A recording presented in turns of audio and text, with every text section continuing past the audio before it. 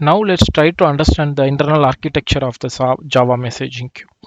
Okay, it has four main components: Java JMS provider, JMS clients, messages, and administrative objects. So let's let's go one by one. Um, so as I said earlier, we have a Java application. So from which I want to send we would like to send the message to the consumer application. Here the consumer application is the .NET application, and the Java application which produced the message is called producer. On the .NET application which consume the message is called consumer.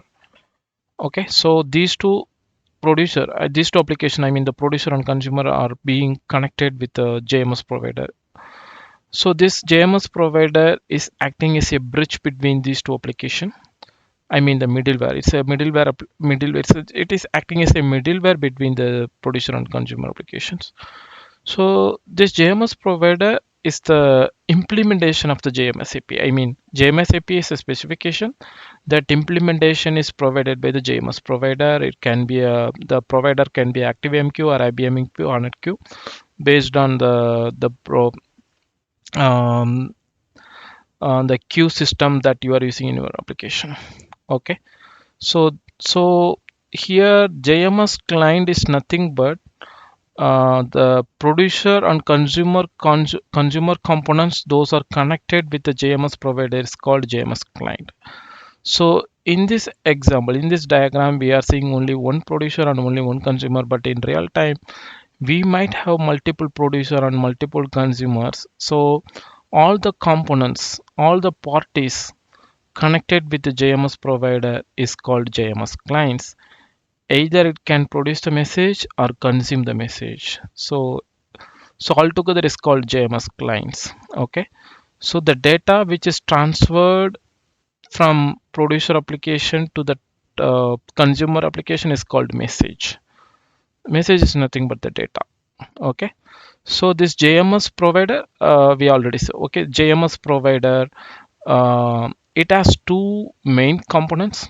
This JMS provider is actually responsible for generating the administrative objects.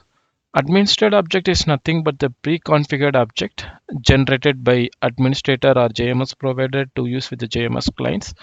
So it has two main elements. One is destination, another one is the connection factory. Destination is nothing but the storage component or storage element. So it can be a queue or a topic.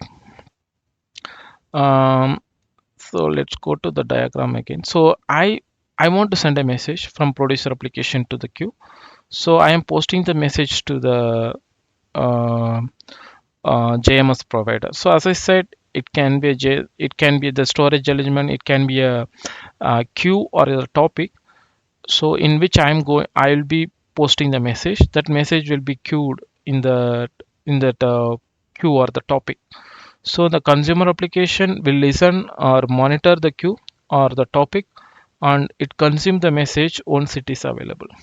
So you will be able to understand this clearly by looking at this picture. So here, right, so this is the producer application, I mean the Java application in our example. This is the consumer application, and I am passing the message or posting the message to the JMS provider. The JMS provider, it it could be a queue or it can be a topic in which I am going to post the message. The message what I posted to the JMS provider, that will be queued in topic or queue. Okay, so and then this consumer application will monitor will monitor this queue. Once the data is available, then it's consume the message, right? Okay, so this is called the destination. This queue or topic is called destination, in which we post the message. And another component, another one is the connection factory. This connection factory is helps to establish the connection between this JMS client and the JMS provider. As I said, it can be a producer to JMS provider connection, or it can be a consumer to JMS provider connection.